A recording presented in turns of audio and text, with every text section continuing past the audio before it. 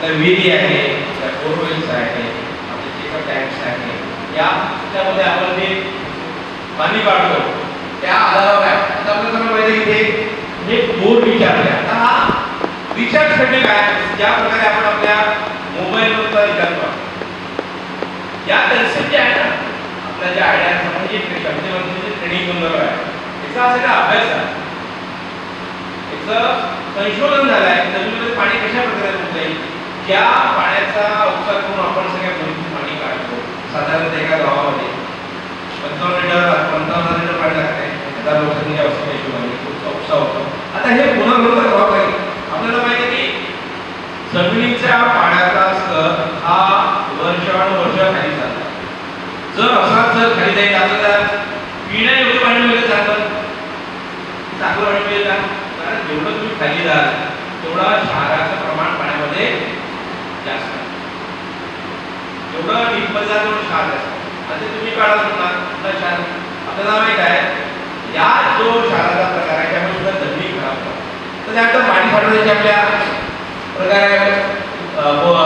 पावसाचे पाण्याची साठे साधारणतः छतावरचं पाणी जमा करतात. आपल्या गावामध्ये स्वतःचा शेतात पाऊस म्हणून आपला होऊन चालतो. अशा आधारे छताचं पाणी जमा करता येईल. म्हणजे सांगितलं सगळ्यांनी की आपल्याला किती वेळ किती घटना आहे, किती घटना आहे त्यामध्ये. जर आपण सारखा विचार केला, आपण 100-217 तलाव करू शकत नाही, पण आपण आता घरचा एक गड्डा करू शकतो. पण गड्डा पाणी मिळवण्यासाठी एक गड्डा करू शकतो आपण. तर या प्रकारे आपण असं आहे की कोणतंही काम करताना स्वतःपासून सुरू केलं की लोक ते सुरू करतात.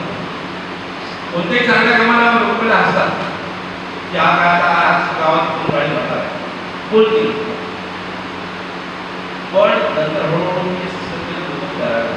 आपल्याला माहित आहे की अनुकरण हा सहज कोणी करत नाही, पण त्याचे जेव्हा परिणाम दिसायला लागतात तर लोक ते करायला लागतात. आपल्याला माहित आहे की आपल्याकडे सिस्टम्स आहे सध्याच्या युनिव्हर्सिटीमध्ये. त्याचा मुलगा नीट तयार करा नीट चालला, या क्लासेस त्या क्लासेस हा क्लास चालत, त्याचा पूर्ण विचार करत नाही की पोराची बौद्धिक क्षमता किती आहे, परत त्याला मिळेल का, त्याचा अभ्यास त्याचं गणित चांगला आहे का, त्याचं विज्ञान चांगलं आहे का, त्याचं फिजिक्स कसं आहे, या सगळ्या गोष्टीचा विचार करून मग त्याला सांगतात.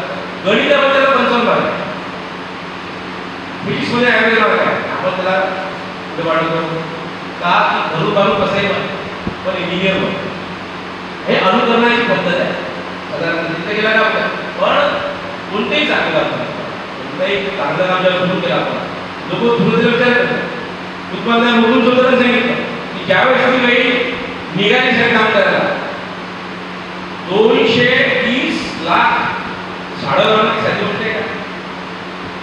30 लाख किती शिक्षण, खूप शिकलं नाही, 8वी पर्यंत शिक्षण झालं, तर 30 लाख झाडं 217 तलाव बांधले, 217 33,000